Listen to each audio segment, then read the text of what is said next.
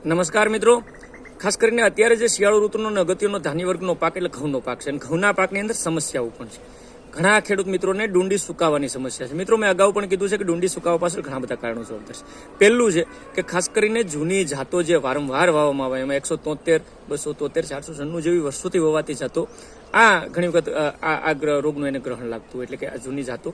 બીજું imbalance fertiliser, એટલે ઘણી વખત આપણે નાઇટ્રોજન અને ફોસ્ફરસ તત્વો પુષ્કળ પ્રમાણમાં આ પાકને આપતા હોય, પણ એના સિવાયના જે તત્વો છે, પોટાશ હોય, ઝીંક હોય, બોરોન હોય, સલ્ફર હોય કે કેલ્શિયમ કે ઘણા બધા સૂક્ષ્મ તત્વો આ પાકને નથી મળતા, એટલે બેલેન્સ ફર્ટિલાઇઝર નથી મળતું, એ પણ એક કારણ છે. ત્રીજું કારણ, ઘણી વખત યુરિયા નીંગલી ગયા પછી કે ડુંડી આવ્યા પછી નાખવામાં આવે ને દાણો એના ઉપર પડીને દાજ લાગવાના પ્રશ્નો રહેતા હોય. ઘણી વખત ગાભમારાની ઈયળ એની અંદર છે, એટલે ડુંડી ખેંચીએ ત્યારે ઈયળ પણ બહાર આવતી હોય.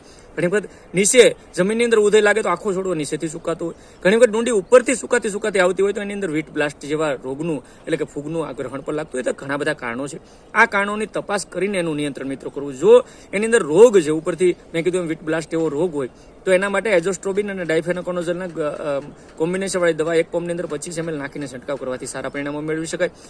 તાપમાનના ફેરફારો જે થાય છે, ઘણી વખત તાપમાન 30-31 ડિગ્રી સેલ્સિયસ થતું હોય દિવસનું અને હ્યુમિડિટી 93% જેવી થઈ જાય, ત્યારે પણ આ સમસ્યા ડુંડી સુકાવાની અથવા તો ઘણા ખેડૂત મિત્રો એને રોગ અથવા તો ઘણી ડુંડી સુકાવાનું કારણ કહેતા હોય, એ પણ પ્રશ્ન થતો હોય. તો નિરાકરણ લાવવા પહેલા આપણે એનું અવલોકન કરીએ અને ત્યારબાદ જે આપણે આ સમસ્યા જેમાં જે મેં કીધું એ લાગુ પડે છે એ પ્રમાણે જ કરી, ખોટો ખર્ચ ન કરીએ. Thank you.